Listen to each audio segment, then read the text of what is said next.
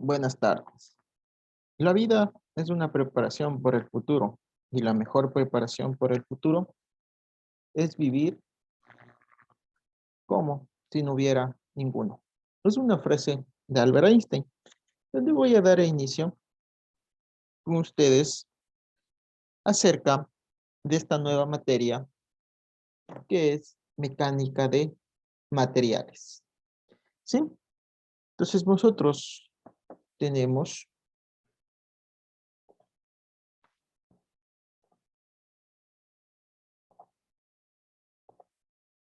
donde nosotros, mecánica de materiales, vamos a ver 4 unidades, ¿sí? Nos vamos a ver fuerzas, transformaciones de fuerzas y deformaciones.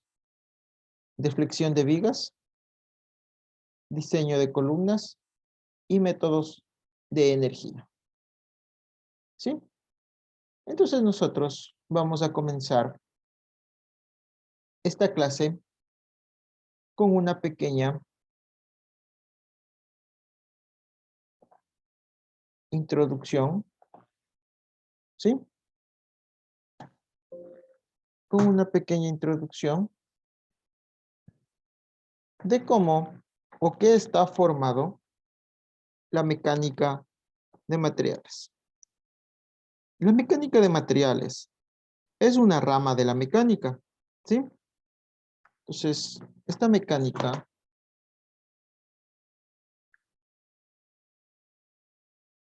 de materiales es una rama de la mecánica, ¿sí? Esta rama de la mecánica estudia las relaciones, ¿sí? Entonces vamos a ver, estudia las relaciones de cargas internas y cargas,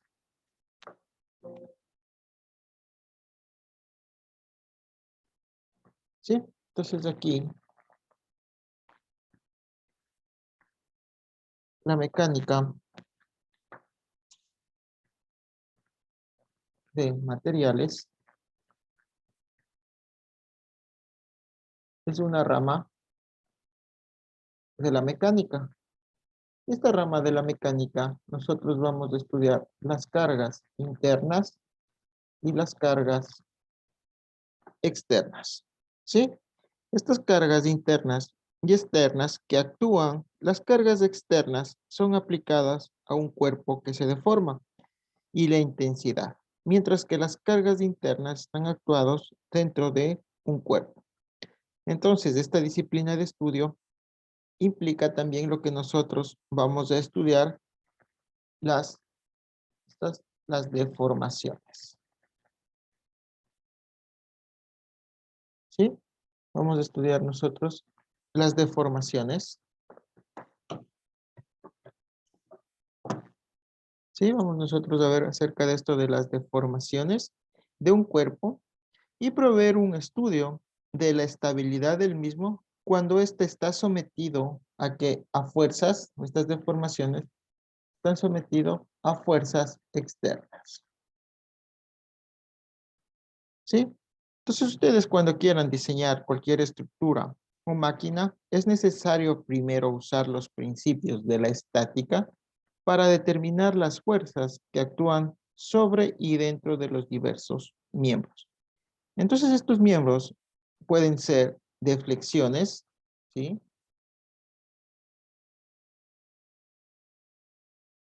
Pueden ser deflexiones y su estabilidad depende no solo de las cargas internas, sino que también ustedes van a encontrarse que depende también del material. Este material será de una vital importancia porque nos ayuda a desarrollar las ecuaciones que nosotros necesitamos o que se van a necesitar para usarlas en la mecánica de materiales. Entonces, nosotros debemos de ser muy claros que muchas de estas fórmulas y reglas de diseño, tal como se define en los códigos de ingeniería que se están usando en la práctica, se basa fundamentalmente en mecánica de materiales y por esta razón es muy importante entender los principios de esta disciplina. Entonces, ustedes se van a topar, como les dije, con cargas externas, ¿sí? estas cargas externas, en un cuerpo puede estar sometido a diversos tipos de cargas. Sin embargo, cualquiera de estas pueden clasificarse, ¿sí? Estas cargas externas, si nosotros lo dibujamos, un cuerpo, esto es un cuerpo, estas cargas pueden clasificarse como fuerzas de superficie o como fuerzas de cuerpo. ¿Qué es esto de las fuerzas de superficie? Como su nombre lo dice, estas fuerzas de superficie son causadas por el contacto directo de un cuerpo con la superficie de otro. Entonces estas fuerzas van a estar distribuidas, ¿sí? Sobre esta área, ¿sí? Entonces esto es un ejemplo de esto. Estas son fuerzas de superficie. Son causadas, como les digo, por el contacto directo de un cuerpo con la superficie de otro.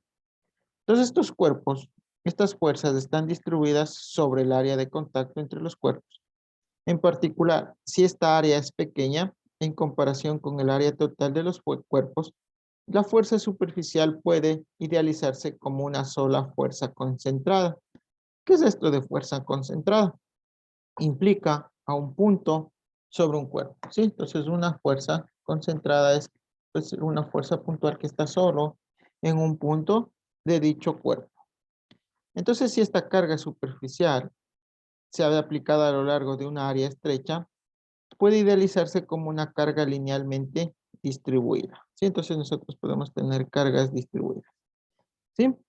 Entonces nosotros vamos aquí a tener una fuerza resultante, ¿sí? ¿Qué es esto? F sub S, o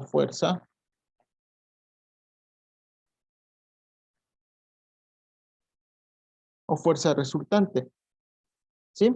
Nosotros que fuerza resultante es el equivalente al área bajo la curva de una carga distribuida. Y esta resultante actúa a través de un centroide o centro de geometría. Entonces la carga a lo largo de su longitud de una viga es un ejemplo típico en el que yo les puedo dar para aplicar a menudo este concepto. Entonces nosotros vamos a tener las fuerzas de un cuerpo que les dije. ¿Qué es una fuerza de cuerpo?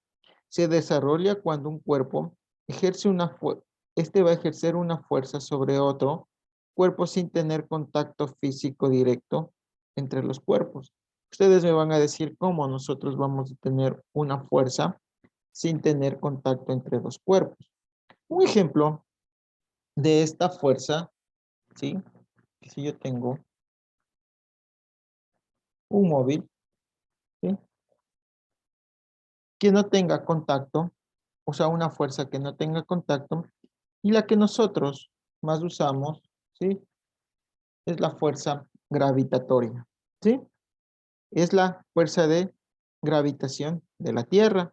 Otra fuerza que no tengan contactos entre dos cuerpos son el electromagnetismo, aunque estas fuerzas de cuerpo actúan en cada una de las partículas que están formadas. Entonces esas fuerzas se representan normalmente por fuerzas concentradas, actuando sobre el cuerpo. Como les dije, en el caso de la gravitación, esta fuerza que les dibujé aquí, muchos sí lo van a conocer, que es el peso, ¿sí?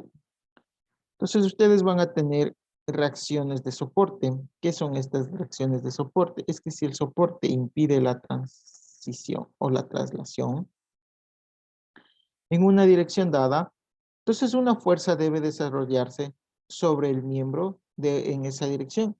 Igualmente, si se impide una rotación, debe ejercer un momento sobre el miembro. Por ejemplo, un soporte de rodillos solo puede impedir, ¿sí? Solo se impide la traslación en la dirección del contacto perpendicular o normal de la superficie. Por consiguiente, estos rodillos siempre van a tener una fuerza normal. Ya les voy a indicar qué es fuerza normal, ¿sí? Porque esto es una pequeña introducción para que ustedes vayamos ya entrando a lo que es esfuerzos. Entonces, ustedes saben que aquí siempre vamos nosotros a tener ecuaciones,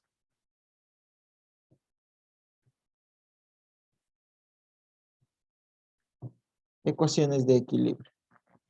¿Qué son estas ecuaciones de equilibrio?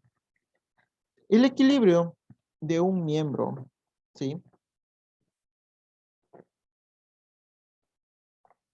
El equilibrio de un miembro requiere un balance de fuerzas.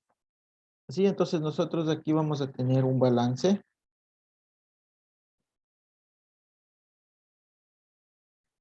Un balance de fuerzas para impedir que el cuerpo, ¿sí?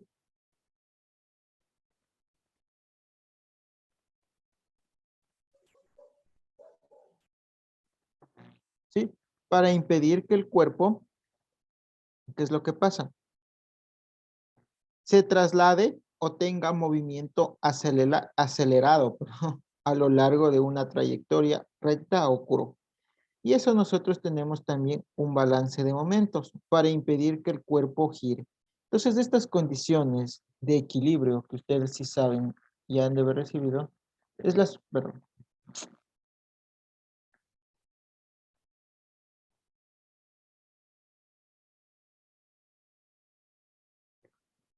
es la famosa sumatoria de fuerzas es igual a cero. Sí, esto es lo que les digo a usted, el balance de fuerzas que impide que el cuerpo se traslade o tenga movimientos acelerados. Entonces también nosotros también les dije que vamos a tener la sumatoria de momentos. La sumatoria de momentos es igual a cero. Entonces eso nos ayuda a que el cuerpo no gire, ¿sí? Entonces, bueno, aquí vamos a tener un sinnúmero de que esas, ustedes saben que tenemos cuando hagamos un diagrama de cuerpo libre, tendremos sumatoria de fuerzas en X, sumatoria de fuerzas en Y, ¿sí? Eso es igual a cero, ¿sí? Entonces, esos actúan y también en los momentos, también tendremos momentos en X y momentos en Y, ¿sí? Entonces aquí también podemos tener la sumatoria de los momentos en X igual a cero y la sumatoria de momentos en Y es igual a cero. No se olviden que también podemos encontrar en tres dimensiones sumatoria de fuerzas en Z y también la sumatoria de momentos en Z cuando ustedes quieran trabajar en tres planos. Entonces, en esto, cuando aplicamos esto de la ingeniería, la carga sobre un cuerpo, nosotros podemos representar esto como fuerzas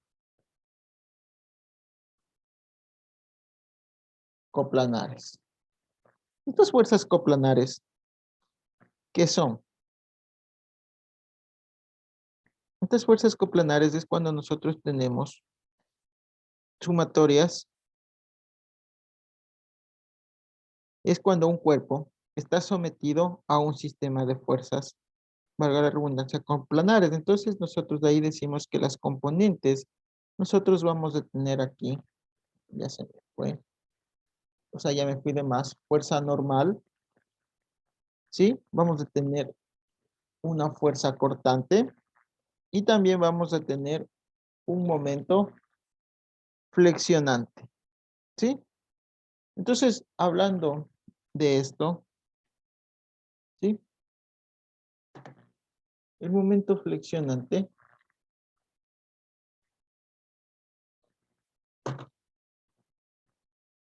es la letra E,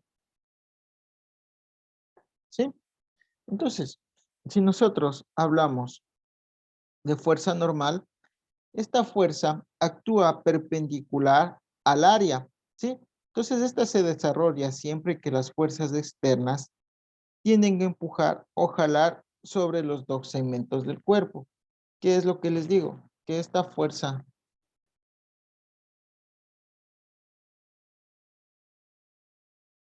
normal, N, dice que va a estar perpendicular a la superficie de contacto. Entonces aquí va a ser para el lado de arriba, ¿sí?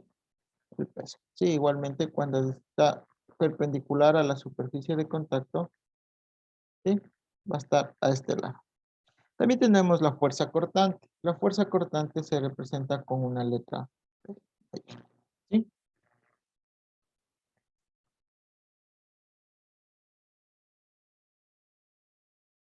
Esta fuerza cortante actúa perpendicularmente al área y se desarrolla cuando las cargas externas tienden a ocasionar que los dos segmentos del cuerpo resbalen uno sobre el otro, ¿sí? Nosotros también vamos a encontrar momentos de torsión, la letra T, Este efecto se desarrolla cuando las cargas externas tienden a torcer un segmento del cuerpo con respecto al otro.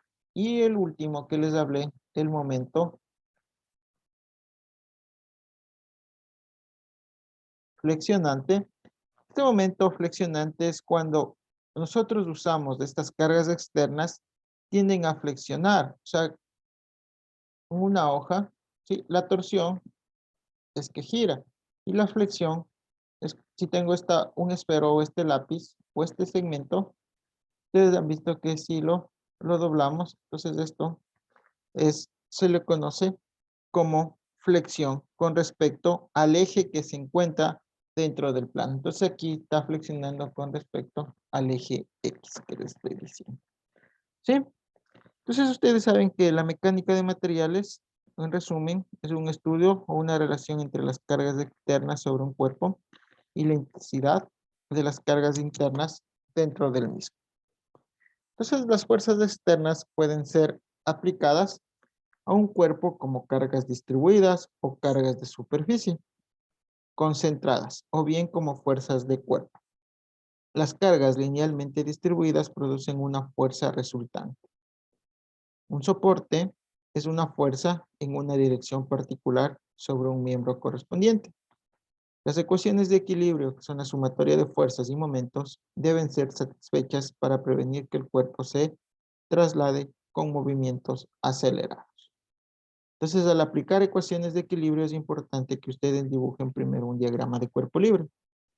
El cuerpo para poder tomar en cuenta todos los términos de las ecuaciones. El método de las secciones se usa para determinar las cargas internas. ¿Sí? Ahora hablemos de lo que tenemos. Bueno, esto también es importante como introducción. Nosotros hablemos ahora de lo que está aquí en nuestra diapositiva.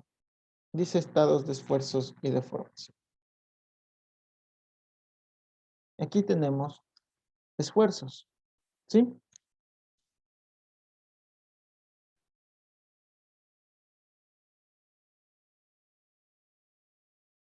¿Qué es esto de los esfuerzos?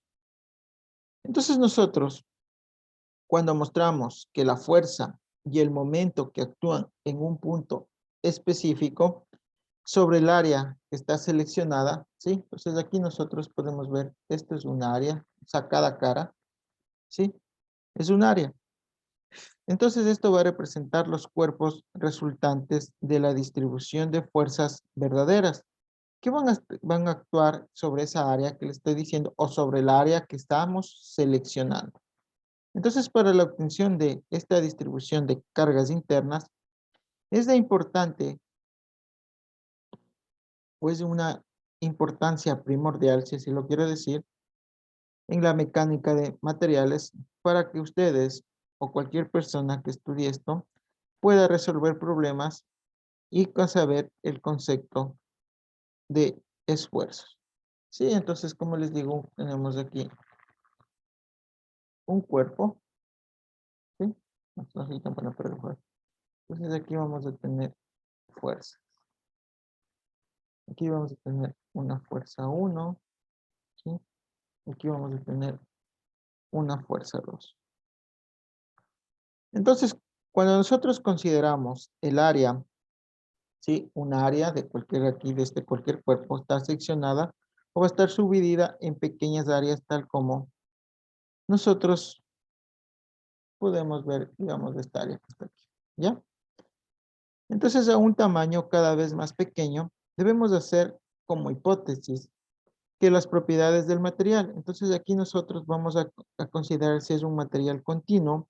¿Esto en qué consiste? Es que es una distribución uniforme del material que no contiene huecos, en vez de estar compuesto de un número finito de moléculas o átomos.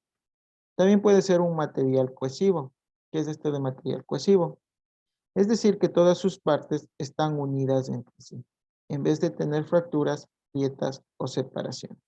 Entonces nosotros podemos tener una fuerza típica, pero muy pequeña, actuando sobre una área asociada. Entonces estas fuerzas, como todas las demás, tenemos en una dirección única para cada análisis. ¿Sí? Entonces nosotros vamos a tener tres componentes. Como podemos ver aquí, la sumatoria de en X o la variación de las fuerzas en X, la variación de las fuerzas en Y y la variación de las fuerzas en Z. Entonces estos decimos que se toman tangente, o sea, de una forma tangente y normal al área. Entonces cuando esta área tiende a cero, igualmente van a tender todas estas fuerzas o estas variaciones de fuerza y sus componentes. ¿Sí? Entonces, este cociente se va a llamar esfuerzo y describe la intensidad de fuerza interna sobre un plano específico. Entonces, esfuerzo, aplicando estas fuerzas, el cociente de fuerzas y el área que van a tener en general un límite finito. Entonces, este cociente nosotros lo vamos a llamar esfuerzo y describe toda la intensidad de la fuerza interna sobre un plano específico que pasa por cada punto. Entonces, aquí ustedes están viendo que se van a encontrar con esfuerzos normales y esfuerzos cortantes. Aquí nosotros podemos ver estos esfuerzos, ¿sí? Estos que les acabé de encerrar con círculo, ¿sí? Estos son los esfuerzos normales.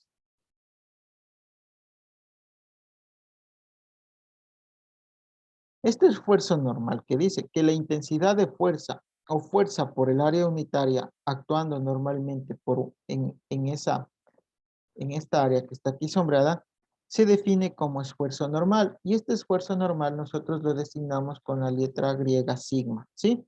Entonces, si la oración es, si nosotros vemos aquí en Z, ¿sí?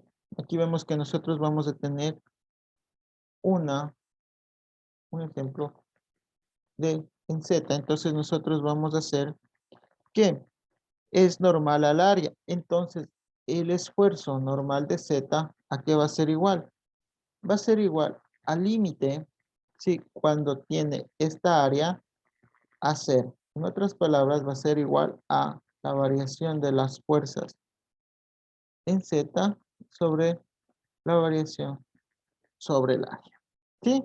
Entonces, si las fuerzas normal jala el elemento de área, sí, se llama esfuerzo de tensión. Sí, cuando se jala o se ala, perdón, cuando si esta fuerza normal se jala, ¿sí? ¿Qué quiere decir? Se estira, se jala, el elemento de área se va a llamar esfuerzo de tensión, mientras que cuando se empuja se va a llamar compresión, ¿sí? Entonces, cuando se jala quiere decir que es para este lado, ¿sí? Cuando tenemos un sólido. Y cuando este sólido lo empujamos, aplicamos esta fuerza, se va a llamar compresión. Y este se va a llamar tensión, ¿sí? Ahora, ¿qué es el esfuerzo cortante? ¿Sí?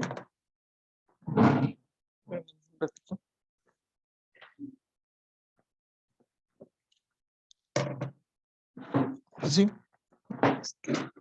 El esfuerzo cortante es la intensidad de fuerza o fuerza por área unitaria que actúa tangentemente a esa área. Entonces, el esfuerzo cortante es este de aquí. Con la letra tau, nosotros decimos que el esfuerzo cortante es igual a la fuerza sobre área. Entonces, aquí nosotros tenemos esfuerzos cortantes, ¿sí? Entonces, cuando ustedes vean que estos esfuerzos cortantes tienen subíndices, ¿sí? Como ven aquí, Z, un ejemplo, es para indicar la dirección de la línea normal hacia afuera que especifica la orientación del área. Entonces, para las componentes de un esfuerzo cortante, tenemos esfuerzo cortante, ¿sí? ZX, esfuerzo ZY, YZ, ¿sí? Se usan dos subíndices. Ejemplo, si tengo el eje ZX, ¿sí? Este de aquí, ZX de este esfuerzo cortante, ZX, ¿qué hago? Especifica la orientación del área. Y cuando tengo X y Y se refiere a los ejes coordenados en una dirección que están actuando. ¿Sí? Entonces Z, sí, sí, la Z, ¿qué quiere decir? Especifica la orientación del área. Y si la continuación sea X o Y, se refiere a los ejes coordenados, en cuya dirección van a actuar los esfuerzos cortantes. Sí, entonces,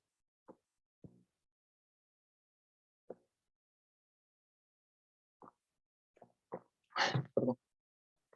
Entonces, en general, un estado general de esfuerzos, si el cuerpo es seccionado por planos paralelos, ¿qué pasa? Podemos nosotros decir o separar un elemento cúbico de volúmenes de material que representa el estado de esfuerzos que van a actuar alrededor del punto escogido.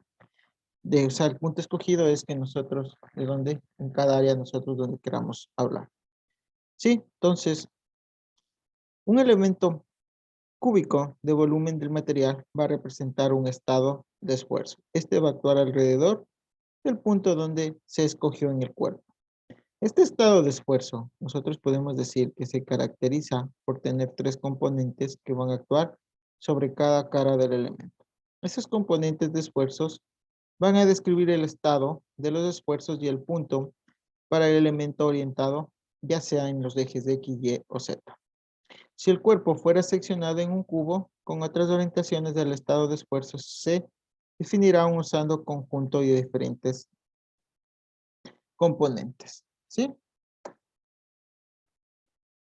Entonces nosotros tenemos esfuerzos normales promedios, ¿sí? Como les digo,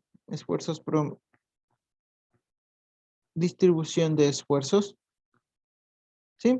Esta distribución de esfuerzos normales promedio quiere decir que el esfuerzo normal, esto es un esfuerzo normal, es igual a la fuerza, ¿sí? Lo que les dije a ustedes, a la fuerza normal interna resultante aplicada por el centroide al área de la sección transversal sobre el área, ¿sí?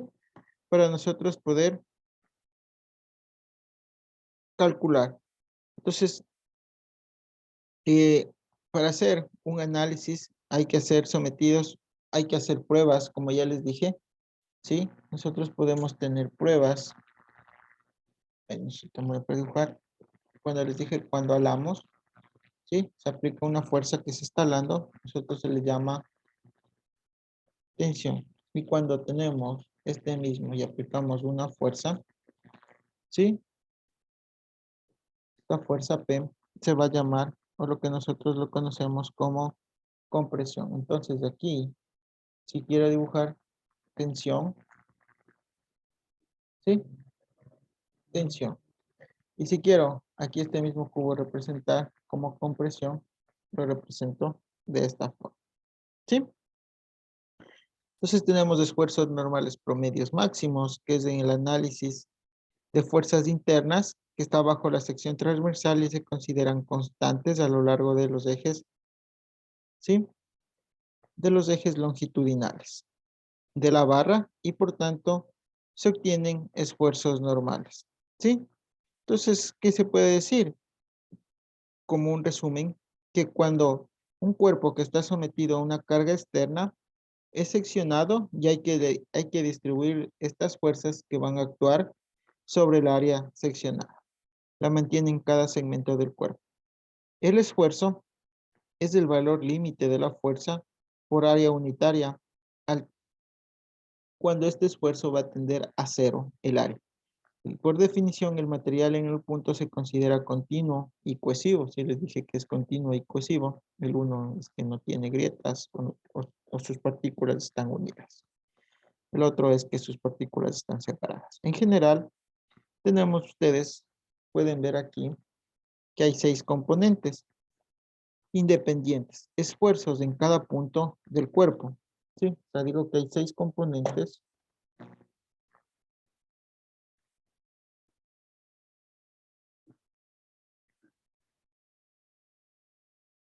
Hay 6 componentes, ¿sí? Ah, tenemos 6 componentes, que son los esfuerzos normales, estos de aquí. Estos esfuerzos normales y también los esfuerzos cortantes. El esfuerzo cortante XY, el esfuerzo cortante YZ y el esfuerzo cortante XZ. ¿Sí? Tenemos 6 esfuerzos. Entonces las magnitudes de esas componentes van a depender del tipo de cargas que van a actuar sobre el cuerpo y orientaciones de cada punto. Entonces, cuando una barra está hecha de material homogéneo e isotrópico, está sometido a una fuerza axial. ¿Sí? Entonces eso con respecto a esfuerzos. También ustedes van a encontrarse esfuerzos cortantes promedios. ¿Sí? El esfuerzo cortante es la componente de un esfuerzo que actúa en el plano de una sección. Sí, para desarrollar este esfuerzo se considera el efecto de aplicar una fuerza a la barra. ¿Sí? Entonces, son esfuerzos que también ustedes se pueden encontrar. Y entonces ese esfuerzo promedio es un esfuerzo cortante promedio de la sección y está dado por la fuerza cortante sobre la sección. ¿Sí? Eh, Ustedes van a encontrarse con cortantes simples y cortantes dobles. ¿Sí? ¿Qué es un esfuerzo permisible? Es el diseño de un miembro estructural o elemento mecánico que debe restringir el esfuerzo en el material a nivel que éste sea seguro. Además de una estructura o máquina corrientemente en uso puede ocasionar o tener ciertos análisis, ¿no es cierto?, de cargas. Y así que es necesario que en estos se efectúen cálculos. Estos cálculos usando los esfuerzos permisibles. Entonces, este esfuerzo permisible va a ser igual. Esto es esfuerzo permisible, que va a ser igual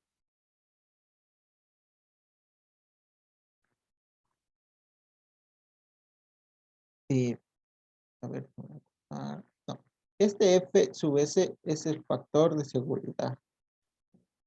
Es el factor de seguridad. Entonces, el factor de seguridad va a ser igual a la carga, ¿sí? Va a ser igual a la carga de falla sobre la carga permisible, ¿sí? Eso es un factor de seguridad, ¿sí? Permisible, ¿sí? Eso es un factor de seguridad, ¿sí? Entonces eso con respecto a una introducción de esfuerzos, o sea, la mecánica de materiales es algo que no les podemos dar, como ustedes lo están viendo, no se puede dar eh, estas cargas no se puede dar tan rápido, ¿no? Es poco a poco. En la universidad yo lo doy, pero lo doy en todo el semestre. Estoy como dando pequeños resúmenes, ¿sí? También ustedes van a encontrarse con deformaciones unitarias. ¿Qué es esto de la deformación? Tenemos la transformación de esfuerzos en el plano. ¿Ok? Tenemos los esfuerzos principales.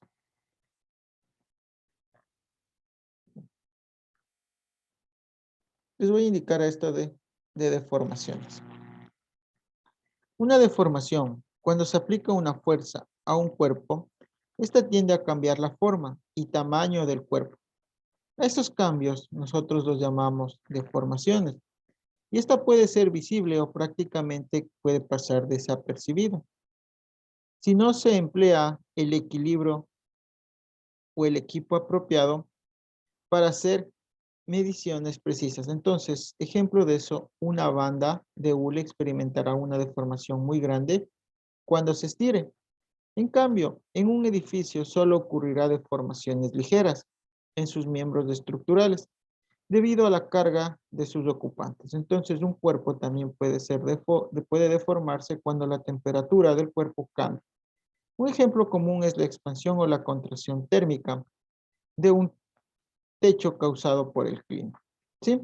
Entonces, esto de deformaciones unitarias, con el objeto de describir esta deformación por cambios en la longitud de segmentos de líneas y los cambios en los ángulos, entre ellos se va a desarrollar el concepto de deformación unitaria. Lo que les quiero decir es que las mediciones y las deformaciones unitarias se hacen en realidad por medio de experimentos y una vez que estas deformaciones unitarias han sido obtenidas, se mostrará cómo pueden estas relacionarse con las cargas que se van a aplicar a estos esfuerzos. Entonces, la deformación unitaria normal, esto quiere decir que es el alargamiento o contracción de un segmento de línea por unidad de longitud. Entonces, aquí nosotros lo llamamos deformación unitaria normal. Para desarrollar estas definiciones hay que formar la deformación unitaria y consiste en una demostración de tener una, como aquí podemos tener una línea AB y está constituida dentro de un cuerpo, ¿sí? Entonces, las deformaciones se les va a llamar con la letra, ¿sí? A una deformación. Entonces, nosotros también podemos tener deformaciones cortantes, que es el cambio del ángulo que ocurre entre dos segmentos de la línea que están inicialmente perpendiculares entre sí. Entonces, ahí se llama deformaciones unitarias. Este ángulo, nosotros lo vamos a formar estas deformaciones unitarias con la letra gamma. Sí, y se mide en radianes, porque nosotros aquí tenemos que medir el ángulo de esta deformación. ¿Sí? De estas deformaciones unitarias. Entonces, en particular, las deformaciones unitarias normales causan un cambio en el volumen del elemento rectangular, mientras que las deformaciones unitarias cortantes causan un cambio en su forma. Entonces, ambos efectos o ambos de estos pueden ocurrir simultáneamente durante la deformación. ¿Sí? Entonces, el estado de formación unitaria en un punto del cuerpo requiere que se especifiquen 3 deformaciones unitarias normales. Entonces, nosotros también aquí se hace. Estas son aplicaciones que ustedes tienen en las diapositivas, que sí les voy a enseñar la próxima clase, pero quiero que sepan qué son estas de las deformaciones unitarias. ¿Sí? Entonces, porque si no saben esto de deformaciones unitarias, no se va a poder aplicar. ¿Sí? Entonces, eso con respecto. Ustedes también van a saber acerca de las propiedades de los materiales para que un material, ustedes saben que un material tiene que tener pruebas de tensión y compresión. Entonces, la resistencia de un material depende de la capacidad para soportar una carga, sin deformarse excesiva o a fallar. Esta propiedad es inherente al material, entonces aquí nosotros debemos determinar por experimentación, ¿sí? Entonces, las pruebas más importantes que se pueden hacer para un material es la tensión o compresión. Aunque pues hay pruebas que podemos determinar muchas propiedades, entonces podemos determinar propiedades mecánicas importantes de un material que se utiliza principalmente para determinar la relación entre esfuerzos normales promedios y deformaciones normales unitarias. En muchos materiales se van a utilizar, en muchos materiales de ingeniería, digo que se van a utilizar metales, cerámicas, polímeros o compuestos. Son los materiales que más o que se utiliza comúnmente. Sí, entonces ustedes también van a encontrarse con el diagrama de esfuerzos de formaciones unitarias. Sí, que tienen, ya después, ya vamos a ver para qué son estos en el círculo de Moore, el diagrama de esfuerzos de deformaciones. Entonces ahí nosotros nos vamos a encontrar con diagramas de esfuerzos de formaciones unitarias. Que estos son, o se puede determinar los esfuerzos nominales, donde se divide la carga. Entonces, lo que quiero decir es que esto va a ser, este esfuerzo va a ser lo que les dije, a la carga sobre el área de la sección transversal. Entonces, aquí el esfuerzo es constante en la sección transversal y en todas las regiones entre los puntos. También tenemos deformaciones nominales, ¿sí? Entonces, directamente aquí se puede hacer a través de un calibrador donde se calcula la longitud que se va. Entonces aquí ustedes van a tener diagramas convencionales de esfuerzos y deformaciones. Entonces lo que ustedes más comúnmente, no sé si algunos hayan visto, este gráfico que es las zonas, ¿sí? Donde nosotros vamos a tener la región elástica, ¿sí? Esta va a ser la región elástica del material. Vamos a tener la zona de fluencia, ¿sí? Vamos a tener la zona aquí cuando se endura el material por deformaciones y también la zona de estricción, ¿sí? Entonces es cuando ya un material comienza a fallar, ¿sí? Entonces, ¿qué es este de comportamiento elástico? Con esto concluyo la clase. Es un comportamiento elástico, ocurre cuando las deformaciones unitarias, sí, que les acabé de dibujar, esta, ay, aquí, esta de aquí, pueden verse, sí, que la curva en realidad es una línea recta a través de toda esta región. Así que este esfuerzo es proporcional a la deformación unitaria. En otras palabras, yo les puedo decir que el material es linealmente elástico. Entonces, el límite superior del esfuerzo, esta relación lineal se va a llamar límite de proporcionalidad, que es la zona de fluencia, esta zona de aquí. Esta zona de fluencia tiene un ligero aumento en el esfuerzo, más allá de este límite elástico.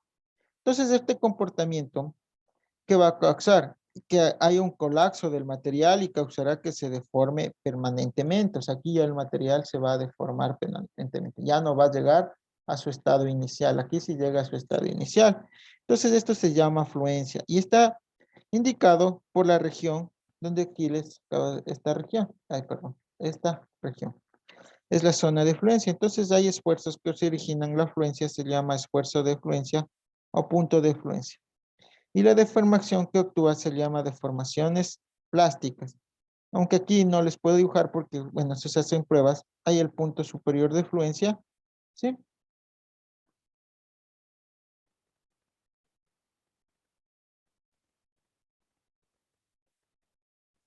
Sí, entonces, de fluencia.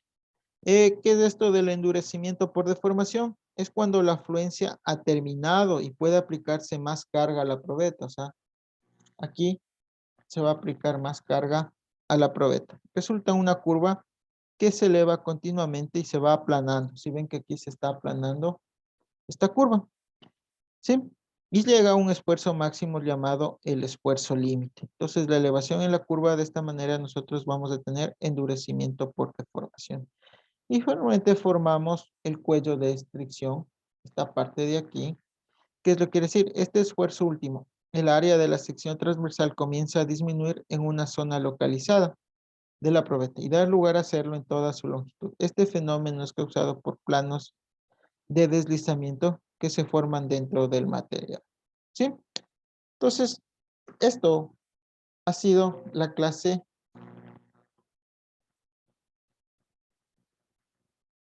¿sí?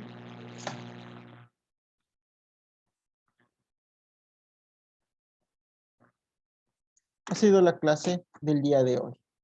¿Hay alguna pregunta que me quieran realizar eh, para ya concluir la clase? ¿Sí o no? ¿Está claro? ¿Se me escuchó muy bien? ¿Hubo alguna interrupción?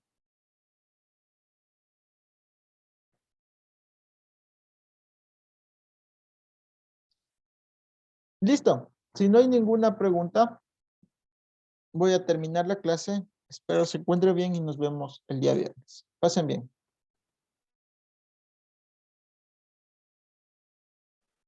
Gracias, profe. Buenas noches. Gracias, profe.